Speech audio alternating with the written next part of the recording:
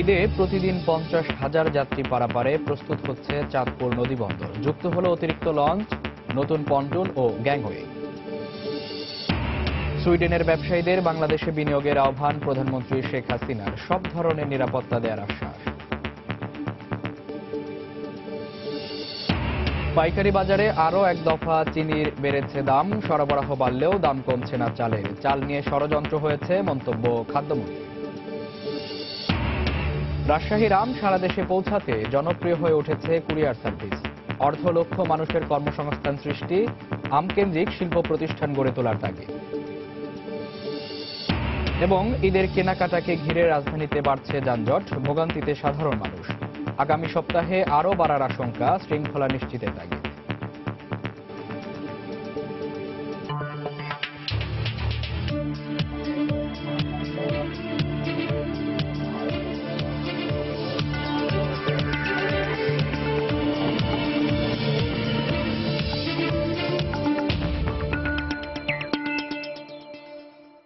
দেখছিলেন শিরোনাম। আমন্ত্রণ জানাচ্ছি দেশ ও দেশের বাইরের অর্থ বাণিজ্যের নানা খবর নিয়ে আমাদের নিয়মিত আয়োজন এ সময় বাণিজ্যে। আর আপনাদের সঙ্গে আছি আমি মামুন আব্দুল্লাহ। ঈদে প্রতিদিন 50,000 যাত্রী পারাপারে প্রস্তুত হচ্ছে চাঁদপুর নদীবন্দর। সারা বছর এই বন্দর ব্যস্ত থাকলেও ঈদকে কেন্দ্র করে যাত্রী কয়েক গুণ বেড়ে যায় দেশের অন্যতম এই নদীবন্দরে। তাই ঘরমুখ যাত্রীদের নিরাপত্তা নিশ্চিত করতে পর্যাপ্ত প্রস্তুতি নিয়েছে সংশ্লিষ্টরা। নাইমুল ইসলাম নীরবের ছবি ও ফারুক আহমেদের তথ্য নিয়ে ডেস্ক রিপোর্ট। নদীপথ নিরাপদ হওয়ায় রাজধানী থেকে শুধু চাঁদপুরই নয়, বৃহত্তর নোয়াখালীতে ঈদে ঘরমুখ যাত্রীরা যাতায়াত করে থাকেন। ফলে ঈদের এক সপ্তাহ আগে ও পরে চাঁদপুর লঞ্চ টার্মিনাল অতিরিক্ত যাত্রী সামাল দিতে বেশ ব্যস্ত থাকে। এ লক্ষ্যে শহরের মাদ্রাসা সড়কের লঞ্চ টার্মিনালের প্রয়োজনীয় মেরামত আর ঘষা মাজার কাজ প্রায় শেষ। লঞ্চ আর যাত্রীদের ভিড় এড়াতে বাড়ানো হয়েছে পন্টুনের সংখ্যা, স্থাপন করা হয়েছে যাত্রী ওঠানামার জন্য একাধিক গ্যাংওয়ে। ঘরমুখ যাত্রীদের টার্মিনাল ব্যবহারে প্রস্তুত চাঁদপুর লঞ্চ টার্মিনাল। আর ঘরমুখ যাত্রীদের জন্য শুধু টার্মিনাল নয়, পুরো জেলায় নিরাপত্তা ব্যবস্থা নিয়েছে পুলিশ। ঈদ উপলক্ষে এই যে চাঁদপুর লঞ্চ ঘাটে প্রায় 50 থেকে 60,000 যাত্রী স্বাভাবিকের তুলনায় বেড়ে যায়। তো সেই ক্ষেত্রে আমাদের বেশ কিছু নিরাপত্তামূলক প্রস্তুতি আমাদের রয়েছে। ঈদের যাত্রীদের সুবিধাতে আমরা কমিউনিটি পুলিশিং এর মাধ্যমে আমরা টহল বাহিনীর সদস্যদের মোতায়েন করে সম্মিলিতভাবে আমরা যাত্রীদের নিরাপদে পৌঁছানোর জন্য আমরা চেষ্টা করব।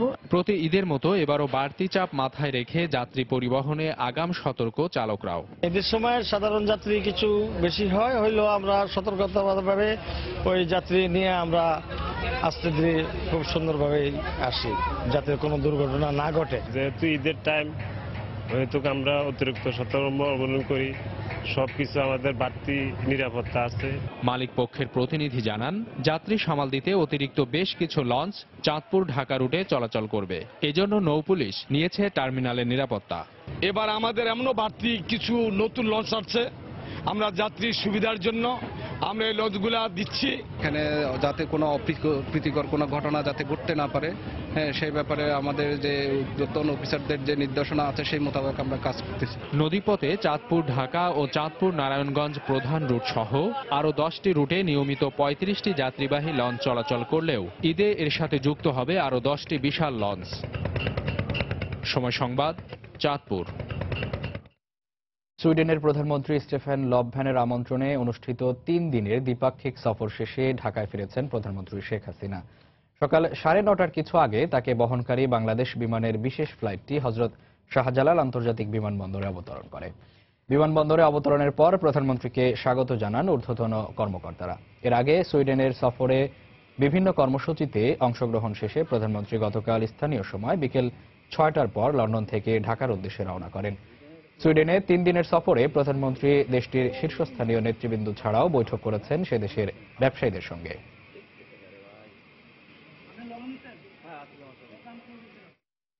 সুইডিশ ব্যবসায়ীদের বাংলাদেশে বিনিয়োগের আহ্বান জানিয়েছেন প্রধানমন্ত্রী শেখ হাসিনা। দেশটিতে 3 দিনের রাষ্ট্রীয় সফরে শেষ দিনে ব্যবসায়ীদের সঙ্গে মতবিনিময়কালে এ আহ্বান জানান তিনি। বলেন, ভৌগোলিক অবস্থানের কারণে বাংলাদেশ যে কোনো শিল্প স্থাপনের জন্য উপযোগী। ব্যবসা পরিচালনার জন্য সরকারের পক্ষ থেকে যাবতীয় নিরাপত্তা দেওয়ারও প্রতিশ্রুতি দেন তিনি। সুইডেন থেকে আরো জানাচ্ছেন লুৎফর রহমান বাবু। সুইডেনের 3 দিনের রাষ্ট্রীয় সফরের শেষ দিন প্রধানমন্ত্রী শেখ হাসিনা মূলত এদেশের ব্যবসায়িক প্রতিনিধি এবং বিনিয়োগকারীদের সাথে বিভিন্ন বৈঠক ও পার্শ্ব বৈঠকের মধ্য দিয়ে কাটিয়েছেন। স্থানীয় সময় সকালে সফরকালীন গ্র্যান্ড হোটেলের বৈঠক কক্ষে তিনি বৈঠকে মিলিত হন সুইডিশ রিটেলার ব্র্যান্ড H&M এর প্রধান নির্বাহী কার্ল জোহান পার্সনের সঙ্গে। একই ভেন্যুতে তিনি সাক্ষাৎ করেন সুইডিশ ইনভেস্টর নেতৃবৃন্দদের সাথে। এরপর অন্য একটি হোটেলের কনফারেন্স রুমে দুই দেশের ব্যবসায়িক সম্মেলনে যোগ দেন প্রধানমন্ত্রী। ব্যবসায়ীদের উদ্দেশ্যে দেয়া বক্তব্যে প্রধানমন্ত্রী বলেন, ভৌগোলিক অবস্থানের কারণে পুরো পৃথিবীর জন্য সম্ভাবনার নাম Bangladesh. From Bangladesh you can connect almost all over the world, and Bangladesh can be the bridge between the east and west, and also you can have your access to north and south. It's the best place. এ সময় প্রযুক্তি, জ্বালানি ও জাহাজ শিল্পে Swedish ব্যবসায়ীদের বিনিয়োগের আহ্বান জানান তিনি। Shipbuilding is another fast growing industry in Bangladesh by making world-class light to medium-sized ocean-going vessels. As we strive to achieve our goal by 2021 and 2041 and set a good start to realize SDGs, I strongly encourage you, the leaders of Swedish business and industry, to partner with us in investment, trade and innovative businesses for a shared prosperity. স্থানীয় সময় দুপুরের পর স্টকহোমের আর্লান্ডা বিমানবন্দর থেকে লন্ডনের Heathrow বিমানবন্দরের উদ্দেশ্যে যাত্রা করেন প্রধানমন্ত্রী। এর আগে প্রধানমন্ত্রী শেখ হাসিনা সুইডেনের প্রধানমন্ত্রী স্টিফেন লফভেনের সাথে বাংলাদেশের বিভিন্ন গুরুত্বপূর্ণ বিষয় নিয়ে দ্বিপাক্ষিক বৈঠকে অংশগ্রহণ করেন। দ্বিপাক্ষিক আলোচনায় বাংলাদেশের বিভিন্ন গুরুত্বপূর্ণ বিষয়গুলো স্থান পায়, বিশেষ করে জলবায়ু পরিবর্তন, জ্বালানি খাতের উন্নয়ন এবং সন্ত্রাসবাদ দমনের বিষয়টি আলোচিত হয়। এছাড়াও সুইডেন আওয়ামী লীগের উদ্যোগে আয়োজিত সংবর্ধনা সভায় যোগ দেন প্রধানমন্ত্রী শেখ হাসিনা। সরকার প্রধান হিসাবে প্রধানমন্ত্রী শেখ হাসিনার সুইডেনে এটাই প্রথম সফর। ব্যবসায়ী বিনিয়োগ বৃদ্ধি, জ্বালানি খাতের উন্নয়ন এবং সন্ত্রাস দমনে সুইডেনের প্রধানমন্ত্রীর সাথে বাংলাদেশের প্রধানমন্ত্রীর যে দ্বিপক্ষীয় বৈঠক হয়েছে সেগুলো কার্যকরের মধ্য দিয়ে সুইডেন বাংলাদেশের বন্ধুত্বপূর্ণ সম্পর্ক আরো জোরদার হবে, এটাই আশা করা হচ্ছে। সুইডেনের স্টকহোম থেকে মোহাম্মদ লুৎফুর রহমান বাবু, সময় সংবাদ। রাজধানীতে সরবরাহ বাড়ার পরেও বাড়তি দামে বিক্রি হচ্ছে সব ধরনের চাল। পাইকারি পর্যায়ে বস্তা প্রতি 350 টাকা বেড়েছে চিনির দাম। পাইকাররা বলছেন, সরবরাহ সংকটের কারণে এ পরিস্থিতির সৃষ্টি হয়েছে। বাজারে সপ্তাহ জুড়ে পেঁয়াজের দাম অনেকটাই অপরিবর্তিত রয়েছে, তবে কেজিতে 100 টাকার বেশি কমেছে রসুনের দাম।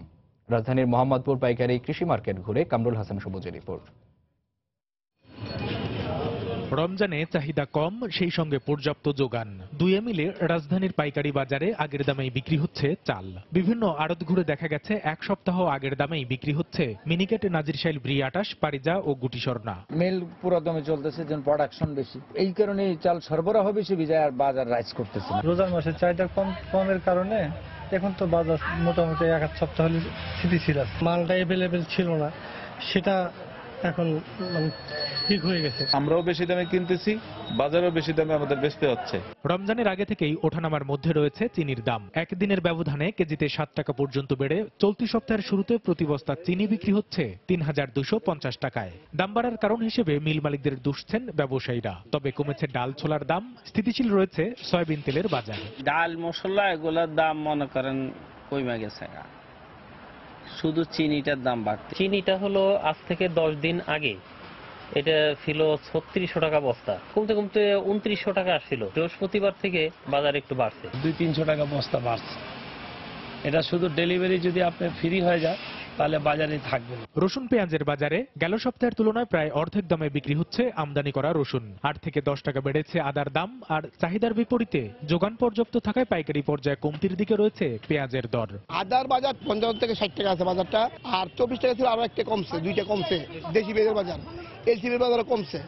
আশা করি মাল আমাদের আছে, কিন্তু বেচা কিনা আমাদের একটু কম। গত সপ্তাহে চায়না রসুন ছিল 220 টাকা, এই সপ্তাহে হচ্ছে আপনার 120 টাকা নতুনটা, আর পুরোনোটা ছিল আপনার 220 টাকা, এই সপ্তাহে হচ্ছে 135 থেকে 40 টাকা পাইকারি। কেজি প্রতি 10 থেকে 15 টাকা বেড়ে বিক্রি হচ্ছে এলাচ, লবঙ্গ, দারুচিনি, গোলমরিচ। কামরুল হাসান সবুজ, সময় সংবাদ, ঢাকা। চালের দাম নিম্নমুখী হতে বাধ্য আর ষড়যন্ত্রকারীরা এ বিষয়ে কোনোভাবেই সফল হতে পারবে না বলে মন্তব্য করেছেন খাদ্যমন্ত্রী অ্যাডভোকেট কামরুল ইসলাম। জাতীয় প্রেস ক্লাবে গতকাল এক আলোচনা সভায় তিনি অভিযোগ করে বলেন, বিএনপিপন্থী ব্যবসায়ীরাই চালের দাম বাড়ার জন্য দায়ী। একই সভায় আওয়ামী লীগের প্রচার ও প্রকাশনা সম্পাদক ডক্টর হাসান মাহমুদ চাল আমদানির উপর ট্যাক্স প্রত্যাহার করতে সরকারের প্রতি আহ্বান জানান। কিছু অসাধু ব্যবসায়ীরা, কিছু মজুতদারেরা, এই মিল মালিকেরা এবং বিএনপি ঘরানার এই ব্যবসায়ী সমাজ আজকে চালের বাজারকে আজকে ঊর্ধ্বগতির জন্য দায়ী। আজকে কোনো সংকটের কোনো প্রশ্নই উঠে না। এই সংকট মোকাবেলা করার জন্য আমরা বিদেশ থেকে চাল আমদানি করছি, খুব বেশি সময় লাগবে না। চালের দাম ইনশাল্লাহ নিম্নমুখী হওয়া শুরু হয়েছে, নিম্নমুখী হতে বাধ্য। কোন রকম ষড়যন্ত্রকারীরা আমাদেরকে কোনোভাবেই পরাস্ত করতে পারবে না।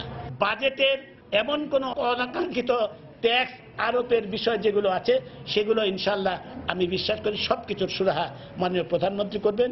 আমি সরকারকে অনুরোধ জানাবো, এই চাল আমদানির উপর যে ট্যাক্স আছে সেই ট্যাক্সটি প্রত্যাহার করা হোক। সেই ট্যাক্সটি প্রত্যাহার করার ঘোষণা আসলেই চালের দাম অটোমেটিক্যালি অনেক কমে যাবে। বিএনপি নেতাদের বলবো, ঢাকায় বসে সংবাদ সম্মেলন না করে দুর্গত এলাকায় যান। তারা দুর্গত এলাকায় যাবে না, কারণ তারা হচ্ছে মানুষের দুর্ভোগ সৃষ্টি করার জন্য রাজনীতি করে। রাজধানী গুলশানে লেকশোর হোটেলে সিপিডির আয়োজনে চলছে বাজেট সংলাপ। সেখানে আছেন সহকর্মী জুবায়ের ফয়সাল। সরাসরি চলে যাচ্ছি তার কাছে। জুবায়ের। মামুন, ধন্যবাদ। সিপিডির এই বাজেট সংলাপটি কিন্তু দুটি কারণে বেশ গুরুত্বপূর্ণ। তার কারণ হলো, একটি হলো বাংলাদেশের যে উন্নয়ন সহযোগীরা রয়েছেন তাদের প্রতিনিধিরাও আজকের এই সংলাপে উপস্থিত রয়েছেন এবং সরকারের মন্ত্রী পর্যায়ের দুজন রয়েছেন এখানে, এবং বিরোধী পক্ষেরও অনেক যারা স্কলার এবং যারা বিশেষজ্ঞ প্যানেলে তাদের উপস্থিতিও আমরা এখানে দেখতে পেয়েছি। কিছুক্ষণ আগে সিপিডির নির্বাহী পরিচালক একটি উপস্থাপনা দিয়েছেন এবং সেখানে তিনি প্রস্তাবিত বাজেটের নানা দিক তুলে ধরেছেন এবং যে চলতি অর্থ বছরে যে বিভিন্ন ধরনের ঘাটতি এবং তথ্য উপাত্ত বিশ্লেষণমূলক জিনিসগুলো সেখানে ঠাঁই পেয়েছে। এবং যে বিষয়টি আমরা লক্ষ্য করছি সিপিডির যে প্রস্তাবনা এবং উপস্থাপনা, সেখানে উঠে এসেছে বিনিয়োগ নিয়ে বাংলাদেশে যে সমস্যাগুলো রয়েছে সেক্ষেত্রে সেটি তারা অ্যাড্রেস করার চেষ্টা করেছেন এবং রেমিটেন্স প্রবাহ কমাটাকে তারা উদ্বেগজনকভাবে দেখেছেন এবং যে ধরনের বিনিয়োগ হচ্ছে এবং কাঙ্ক্ষিত প্রবৃদ্ধির যে লক্ষ্যমাত্রা সেটি পূরণ করার জন্য এই বিনিয়োগ আসলে যথেষ্ট কিনা সেটি নিয়েও আলোচনা হয়েছে। সিপিডির এই প্রস্তাবনা বা উপস্থাপনার পরপরই এখানে বক্তব্য রেখেছেন তত্ত্বাবধায়ক সরকারের সাবেক উপদেষ্টা ডক্টর আকবর আলী খান এবং তিনি তার বক্তব্যে যে তিনটি গুরুত্বপূর্ণ বিষয় তুলে এনেছেন তার মধ্যে প্রথমটি ভ্যাট আইনের সঙ্গে যে আবগারি শুল্ক ব্যাংক হিসাবের উপরে বসানো হয়েছে এবং সেটি তিনি সাংঘর্ষিক বলতে চেয়েছেন। আরেকটি বিষয় তিনি খুবই গুরুত্বপূর্ণ বলেও তিনিও বলেছেন যে সরকার যে ধরনের লক্ষ্যমাত্রা নিয়ে যে উচ্চাশা নিয়ে বাজেট প্রস্তাবনা দিয়েছেন এবং এখানে সংসদে যে কার্যকর বিরোধী দল না থাকায় আসলে সেটি বাধাগ্রস্ত হবে এবং এই বাজেট বাস্তবায়নেও সরকারকে বেগ পেতে হবে বলে তিনি মনে করছেন। আরেকটি বিষয় তিনি সরকারের দৃষ্টিতে এনেছেন যে বাজেটটি যে প্রেক্ষাপটে দেওয়া হয়েছে এবং আগামী 1 থেকে 1.5 বছর পর একটি সাধারণ জাতীয় নির্বাচন হওয়ার কথা রয়েছে, সেটিকে লক্ষ্য করে বাজেটকে জনবান্ধব করার জন্য কিছু সংশোধনী আনার জন্য তারা বিশেষজ্ঞ প্যানেল থেকে বলা হচ্ছে। তো এখানে ইন্ডিয়া এবং চায়না থেকে যেসব প্রতিনিধিরা এসেছেন এবং তাদের উপস্থিতিতে এখানে যে আলোচনা হচ্ছে, পরবর্তীতে আমরা আলোচনার ফলাফলগুলো আপনাদেরকে সংবাদগুলোর মাধ্যমে জানাতে পারবো। তো আমার কাছে মামুন এই ছিল এখন পর্যন্ত সিপিডির বাজেট সংলাপ থেকে সবশেষ। দর্শক, রাজধানী গুলশানে হোটেল লেকশোরে সিপিডির আয়োজনে বাজেটের নানা দিক নিয়ে চলছে বাজেট সংলাপ। সেখান থেকে সর্বশেষ জানাচ্ছিলেন সহকর্মী জুবায়ের ফয়সাল। কুরিয়ার সার্ভিসের মাধ্যমে রাজশাহীর আম যাচ্ছে দেশের নানা প্রান্তে। আমকে কেন্দ্র করে এই মৌসুমে প্রায় 50,000 মানুষের কর্মসংস্থান হয় স্থানীয়ভাবে। এতে অর্থনৈতিকভাবে স্বাবলম্বী হওয়ার স্বপ্ন দেখছেন তারা। অবশ্য ব্যবসায়ী নেতারা বলছেন, আম কেন্দ্রিক শিল্প প্রতিষ্ঠান গড়ে তোলা সম্ভব হলে পাল্টে যাবে জীবনযাত্রার দৃশ্যপট। হাবিবুর রহমান পাপ্পুর তোলা ছবিতে সাইফুর রহমান রকির রিপোর্ট। রাজশাহীর পুঠিয়া উপজেলার বানেশ্বর হাট। জেলার সবচেয়ে বড় আমের হাট। মে থেকে জুলাই এই 3 মাস ক্রেতা বিক্রেতা আড়তদারের দর কষাকষিতে মুখরিত থাকে সারাদিন। সড়কের দুপাশে রয়েছে অন্তত 150 আমের আড়ত। এ মৌসুমে এখানকার প্রায় 50,000 মানুষ গাছ থেকে নামানো, বাজারে তোলা থেকে শুরু করে প্রতিদিন চাহিদা অনুযায়ী আম ক্যারেটে সাজিয়ে বা টুকরি করে কুরিয়ার সার্ভিসের মাধ্যমে পাঠাচ্ছে দেশের বিভিন্ন প্রান্তে। ব্যবসায়ীরা বলছেন, আম কেন্দ্রিক ব্যবসা বাণিজ্য পাল্টে দিচ্ছে এ অঞ্চলের গ্রামীণ জনপদের অর্থনীতি। সকালে আমরা চলে যাই বাগানে, লোকজন নিয়ে ভ্যান নিয়ে আম ভাঙে নিয়ে আসে আবার বিক্রি করি। এটা নিয়ে আমরা এখন খুবই ব্যস্ত। ভালো ভালো আম এগুলো নিয়ে আসি বাজারে বিক্রি করি, এই 3 মাসে করি। 25 টাকা, 20 টাকা, 30 টাকা বস্তা। ওই কাঠন, ওই খাসি 40 টাকা প্রতিদিন। তাও আমার ধরেন 2000 ইনকাম হয়। একটা ভ্যান চালক থেকে শুরু করে সব শ্রেণীর লোক, প্রত্যেকের পকেটে পয়সা আছে, প্রত্যেকে ভালো মন্দ খেতে পারছে। আমের ভরা মৌসুম হয়, কুরিয়ার সার্ভিসগুলো সকাল থেকে মধ্যরাত পর্যন্ত বিরামহীনভাবে বুকিং নিচ্ছেন। প্রতি কেজি আম ঢাকায় 12 টাকা আর রাজধানীর বাইরে পাঠাতে খরচ হচ্ছে 16 টাকা। ঢাকাতে 22টা পয়েন্টে এবং বাংলাদেশের 64 জেলায় আমরা সার্ভিস দিচ্ছি। ঠিক মতো আমরা পৌঁছে দিচ্ছি এবং পাবলিকও সময় মতোই আম পাচ্ছে। চেম্বার অব কমার্সের নেতারা বলছেন, আম ভিত্তিক শিল্প কারখানা গড়ে তোলা সম্ভব হলে অর্থনৈতিক মুক্তি মিলবে এই অঞ্চলের মানুষের। আমকে বহুমুখীভাবে পণ্য হিসাবে ব্যবহার করে মানুষের মুখোমুখি খাবার তৈরি করে সেই ব্যবস্থা করার জন্য আমরা চেষ্টা করছি, অলরেডি কাজ করছি। কৃষকরা যখন বেনিফিটেড হবে তখন এখানে আমের উৎপাদনও বেড়ে যাবে এবং এই অঞ্চলের অর্থনৈতিক কম থাকে সেই শক্তিটাও বেড়ে যাবে। বর্তমানে প্রতিমন ক্ষীরসাপাত 2000, ল্যাংড়া 1800, লকনা 1200 ও রানীপ্রসাদ আম বিক্রি হচ্ছে 1400 টাকায়। ব্যবসায়ীরা জানান, বানেশ্বর হাটে প্রতিদিন গড়ে 1 কোটি টাকার আমের বেচাকেনা হয়। সাইফুর রহমান রকি, সময় সংবাদ, রাজশাহী। মেহেরপুরে রপ্তানিকারকদের বিরুদ্ধে চুক্তি অনুযায়ী ব্যাগিং করা আম না কেনার অভিযোগ উঠেছে। এতে বিপাকে পড়েছেন আম চাষিরা। তাদের অভিযোগ, জেলা কৃষি বিভাগ ও রপ্তানিকারকদের মৌখিক চুক্তি অনুযায়ী এবার 9 লক্ষ আম ব্যাগিং করেন তারা। আমগুলো আমেরিকা ও ইউরোপের জার্মান, ফ্রান্স, সুইজারল্যান্ড, ইংল্যান্ড সহ বেশ কয়েকটি দেশে রপ্তানি হবার কথা ছিল। এজন্য গত 25শে মে থেকে আম সংগ্রহ করার কথা থাকলেও তা শুরু হয় 31শে মে। এছাড়া 200 টন আম রপ্তানির লক্ষ্যমাত্রা থাকলেও 7 দিনে মাত্র 14 টন সংগ্রহ করা হয়।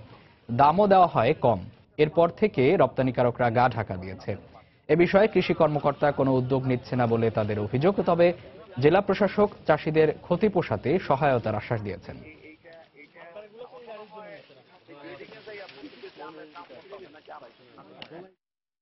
বিভিন্ন রকমের দেশি ফলের উৎপাদন বৃদ্ধি এবং সংরক্ষণে গুরুত্ব দেওয়া প্রয়োজন বলে মন্তব্য করেছেন অর্থমন্ত্রী আবুল মাল আব্দুল মুহিত।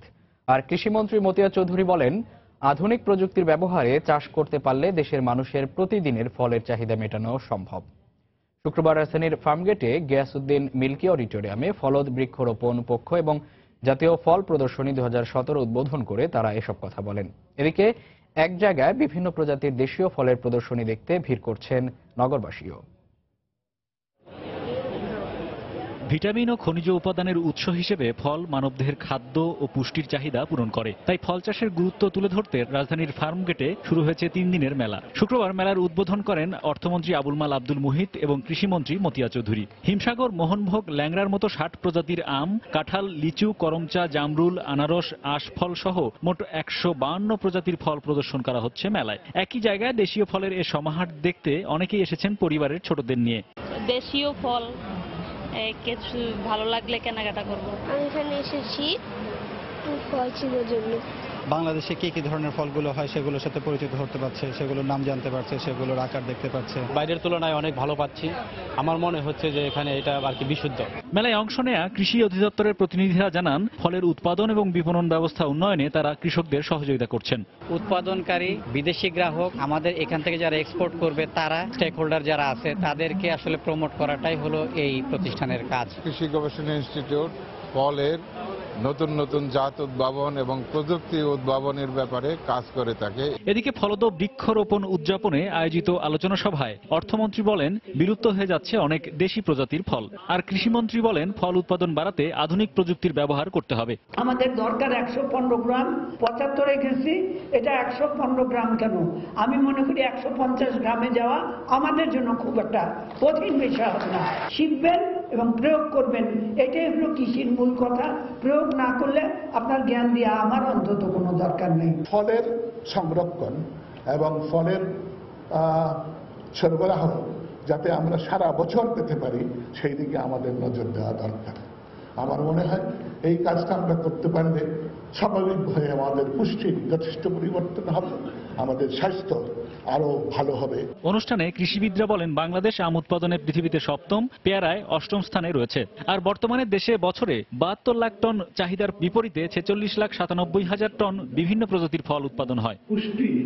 হরিপদ সাহা, সময় সংবাদ, ঢাকা। ঈদ যতই ঘনিয়ে আসছে ততই বাড়ছে শপিং মলমুখী মানুষের আনাগোনা। এর সঙ্গে নগরীতে বিভিন্ন কাজে বের হওয়া মানুষের চাপে রাজধানীর বিভিন্ন স্থানে যানজটে ভোগান্তির শিকার হচ্ছেন সাধারণ মানুষ। শপিং মল কেন্দ্রিক এলাকাগুলোতে তৈরি হওয়া যানজট ছড়িয়ে পড়েছে মূল সড়কগুলোতেও।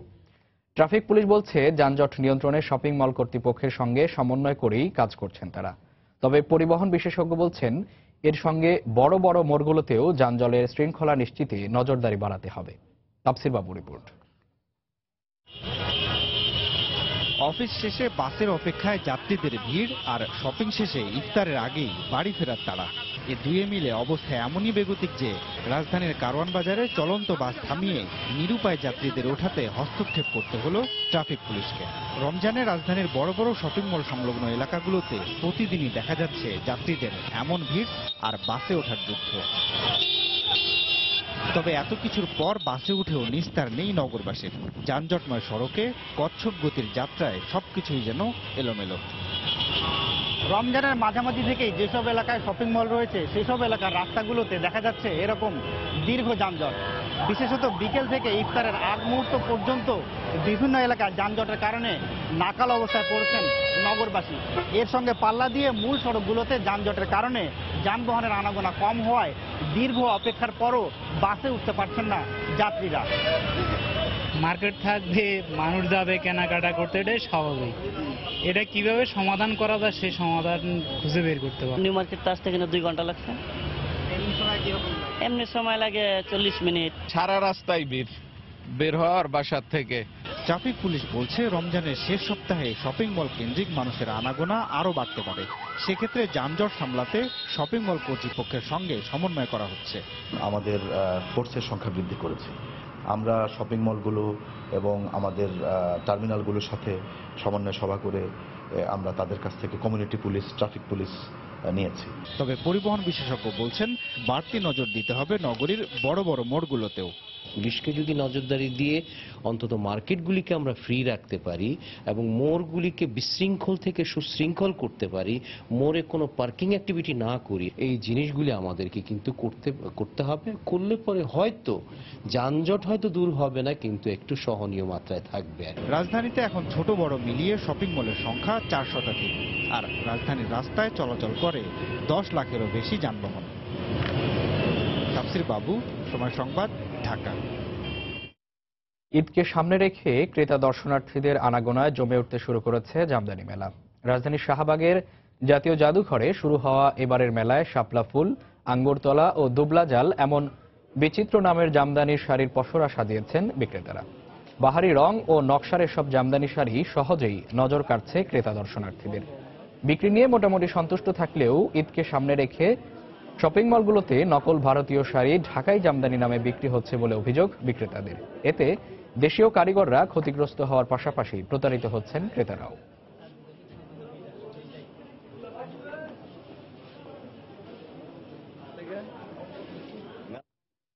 ঈদের আর মাত্র সপ্তাহখানেক বাকি। ছুটির দিনে সকাল থেকে জমজমাট কেনাকাটায় ব্যস্ত নগরবাসী। দর্শক, এই মুহূর্তে রাজধানীর পলওয়েল মার্কেটে আছেন আমাদের রিপোর্টার তাহিয়া রুবায়েত অপলা। সরাসরি চলে যাচ্ছি তার কাছে। অপলা, মামুন, আমি এই মুহূর্তে রয়েছি পল্টনের পলওয়েল মার্কেটে এবং সকাল থেকে আসলে ঘুরে ঘুরে যে ব্যাপারগুলো দেখছিলাম যে রাজধানীর বিভিন্ন বিপণী বিতানগুলোতে খুব সকালবেলা আসলে খুব একটা ভিড় না থাকলেও বেলা বাড়ার সাথে সাথে কিন্তু আসলে রাজধানীর বিপণী বিতানগুলো জমজমাট হয়ে উঠতে শুরু করেছে। আর এই মুহূর্তে পলওয়েল মার্কেটের আসলে যে অবস্থাটা দেখতে পাচ্ছি, নিচের যে ফ্লোরটি রয়েছে এটি মূলত হচ্ছে ছোট বাচ্চাদের জন্য এবং এখানে বেশ কিছু জুতার কালেকশন রয়েছে। যেহেতু পরিবারের সব থেকে ছোট সদস্যের পোশাকের চাহিদাটা আমাদের মাথায় সবার আগে থাকে, অথবা সব থেকে ছোট সদস্যের পোশাকের যে চাহিদা সেটা আমরা সব থেকে বেশি গুরুত্ব দিয়ে থাকি। তো এখানেও কিন্তু আসলে তেমনটাই দেখতে পাচ্ছি যে ছোট্ট সোনামণিরা তাদের বাবা মায়ের সঙ্গে এসেছে এবং তারা কিন্তু বাবা মায়ের হাত ধরে পছন্দের পোশাকটি বেছে নিচ্ছেন। এবং কি ধরনের পোশাক আসলে ছোট বাচ্চারা বেছে নিচ্ছে এই ব্যাপারে যদি আমি একটু বলতে চাই তাহলে বলবো যে আসলে বড়রা ঈদ এবং বর্ষাকালকে মাথায় রেখে আসলে কিছুটা উজ্জ্বল রঙের কাপড় এবং যে কাপড়গুলো আসলে আরামদায়ক কিংবা সুতি কাপড়গুলো বেছে নিলেও ছোটদের আসলে পছন্দের ব্যাপারটা কিন্তু একেবারেই ভিন্ন। তারা আসলে মূলত ঈদকে সামনে রেখে কিন্তু জমকালো পোশাকগুলোই বেশি পছন্দ করছেন এবং তাদের চিন্তার কথা মাথায় রেখে কিন্তু আসলে দোকানিরাও বেশ ভালো রকমের ছোটদের জমকালো পোশাক নিয়ে এসেছে। যদিও এবার ঈদটা হচ্ছে গরমকালে হচ্ছে, এই জমকালো পোশাকগুলো খুব একটা আরামদায়ক না হলেও কিন্তু ছোটদের মূল আকর্ষণ রয়েছে এইসবের প্রতি এবং তারা কিন্তু বেশ আগ্রহ নিয়ে এই পোশাকগুলো কিনছেন। আর এই পোশাকগুলো কিনতে হলে 700 থেকে প্রায় 5-6 হাজার টাকা দামের পর্যন্ত পোশাক আমি মার্কেটে দেখেছি এবং এখানে বড়দেরও কিছু কালেকশন রয়েছে, বিশেষ করে ছেলেদের কালেকশনটা আমি বেশি দেখতে পাচ্ছি। এবং পাশাপাশি যদি আমি দরদামের কথাটা বলি তাহলে বলবো যে ক্রেতা বিক্রেতাদের মধ্যে মিশ্র প্রতিক্রিয়াই লক্ষ্য করা গেছে। বরাবরের মতোই বিক্রেতারা বলছে যে তারা খুব ভালো দামে এই জিনিসটি ছেড়ে দিচ্ছে, তবে ক্রেতারা বলছে দাম কিছুটা বেশি। তবে দাম কম বেশি ব্যাপার না, ছোট্ট সোনামণিদের পছন্দের পোশাকটি তাদের হাতে দিতে পেরে কিন্তু আসলে বাবা মাও অনেকটাই খুশি। এবং এর পাশাপাশি যদি আমি আরেকটু বলি তাহলে বলবো যে বিক্রেতারা আসলে প্রত্যাশা করছেন যে দিন শেষে ইফতারির আগে বিকেলের দিকে অথবা ইফতারির পরে সন্ধ্যার পরে এই বেচাকেনা আরো অনেকটাই জমজমাট হয়ে যাবে। তো মামুন, রাজধানীর পল্টনের পলওয়েল মার্কেট থেকে এই ছিল আমার কাছে ঈদ কেনাকাটার সর্বশেষ তথ্য। দর্শক, সরকারি ছুটির দিনে সকাল থেকেই জমজমাট হতে শুরু করেছে রাজধানীর বিভিন্ন মার্কেট। এই ঈদ কেনাকাটার খবর জানাচ্ছিলেন পলওয়েল মার্কেট থেকে রিপোর্টার তাহিয়া রুবায়েত অপলা। এদিকে ঝিনাইদহে দিন যতই গড়াচ্ছে ততই ক্রেতাদের ভিড় বাড়ছে শহরের বিভিন্ন বিপণী বিতানে। সকাল থেকে গভীর রাত পর্যন্ত চলছে বেচাকেনা। ক্রেতাদের ভিড়ে মুখরিত শহরের শপিং মল থেকে শুরু করে ফুটপাতের দোকান। বাবা মা কিংবা প্রিয়জনের সঙ্গে পছন্দের পোশাক কিনতে এক দোকান থেকে অন্য দোকানে ঘুরছেন সব বয়সী মানুষ। সামর্থ্য অনুযায়ী কিনছেন বিভিন্ন ধরনের পোশাক, তবে তরুণ তরুণীরা আকৃষ্ট হচ্ছেন ভারতীয় পোশাকের প্রতি। বিক্রেতারা বলছেন ঈদ উপলক্ষে দেশি বিদেশি বিভিন্ন ধরনের পোশাকের পসরা সাজিয়েছেন তারা, আর ঈদ যতই ঘনিয়ে আসছে ততই বাড়ছে বেচাকেনা। অনেক কিছু কেনাকাটা করছি, আরো কিছু কেনাকাটা করব। আর দামটা মনে হচ্ছে আগের চেয়ে এবারে দামটা বেশ রিজনেবল প্রাইস আছে। একটা ফ্লোর টাচ কিনছি, একটা টপস কিনেছি, দুইটা প্লাজো কিনছি, ওর সাথে দুইটা স্যান্ডেল কিনেছি। আর ঈদে খুব মজা হবে। গতবার এই সময় খারাপ ছিল, এবার প্রথম বেচাটা ভালো আরম্ভ হয়েছে। দেশি মালের পাশাপাশি কিছু মাল আছে, লাকা কোম্পানি অনেক ডিজাইন আছে, বাংলাদেশে যে মালগুলো এখন খুব হিট করেছে, ঠিক আছে, এই মালগুলো এখন খুব চলছে। সুতির ভিতরে কাজ করা, তারপরে ঘেরের জর্জেট। রমজানের তাৎপর্য বিষয়ে আলোচনা ও গ্রাহক শুভাকাঙ্ক্ষীদের নিয়ে ইফতার মাহফিল করেছে শাহজালাল ইসলামী ব্যাংক লিমিটেড। রাজধানীর এক হোটেলে গতকাল এক অনুষ্ঠানের আয়োজন করে প্রতিষ্ঠানটি। এতে বক্তব্য দেন ব্যাংকের চেয়ারম্যান ইঞ্জিনিয়ার মোহাম্মদ তৌহিদুর রহমান এবং ব্যবস্থাপনা পরিচালক ফরমান আর চৌধুরী। অনুষ্ঠানে সচিব, ব্যবসায়ী, ব্যাংকের ভাইস চেয়ারম্যান, পরিচালক সহ অন্যান্যরা উপস্থিত ছিলেন।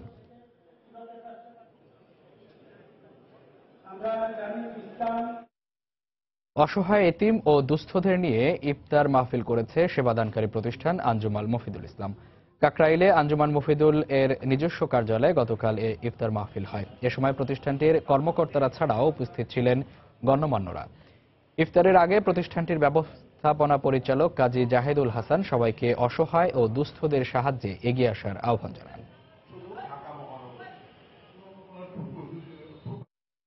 দেশের অন্যতম শিল্পগোষ্ঠী সজীব গ্রুপ গতকাল গুলশানে উদ্বোধন করেছে আন্তর্জাতিক চেইন রেস্টুরেন্ট দি হলি ক্র্যাব।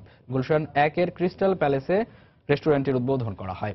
এ সময় প্রধান অতিথি হিসেবে ছিলেন সজীব গ্রুপের চেয়ারম্যান এম এ হাশেম। উদ্বোধনী অনুষ্ঠানে প্রতিষ্ঠানটির বিভিন্ন ঊর্ধ্বতন কর্মকর্তারা উপস্থিত ছিলেন। রেস্টুরেন্টে বিভিন্ন ধরনের বিদেশি সি ফুড সহ অন্যান্য সুস্বাদু খাবার পাওয়া যাবে বলে এ সময় জানানো হয়।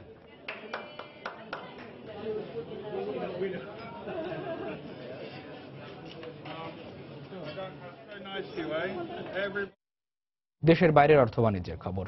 বছরের প্রথম প্রান্তিকে ইউরোজোনের নতুন কর্মসংস্থান সৃষ্টির হার রেকর্ড ছাড়িয়েছে। পরিসংখ্যান সংস্থা ইউরোস্ট্যাটের তথ্য অনুযায়ী এ সময়টা ইউরোপীয় ইউনিয়নের 23 কোটি মানুষের নতুন কর্মসংস্থান সৃষ্টি হয়েছে। সেখানে শুধু ইউরোজোনে সৃষ্টি হয়েছে 15 কোটি কর্মসংস্থান। ইউরোপে কর্মসংস্থান সৃষ্টির এ হার 1.4%। 2016 সালের শেষ 3 মাসে নতুন কর্মসংস্থান সৃষ্টির হার ছিল 0.4%। এ সময়টায় বেড়েছে উৎপাদন এবং রপ্তানি খাতের কার্যক্রম। It's been trying to revive the economy by buying covered bonds and asset-backed securities.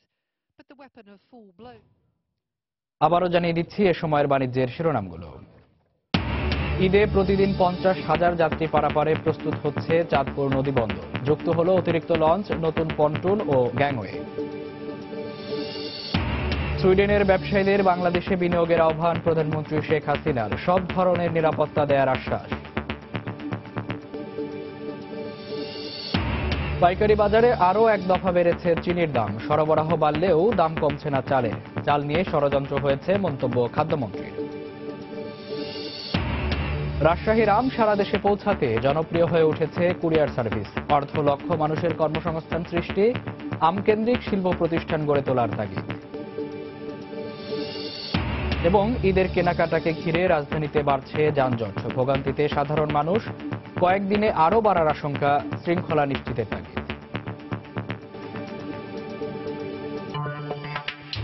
এই ছিল এ সময়ের বাণিজ্যে। যে কোনো খবর পেতে ভিজিট করুন সময় নিউজ.tv আর সঙ্গে থাকুন সময়।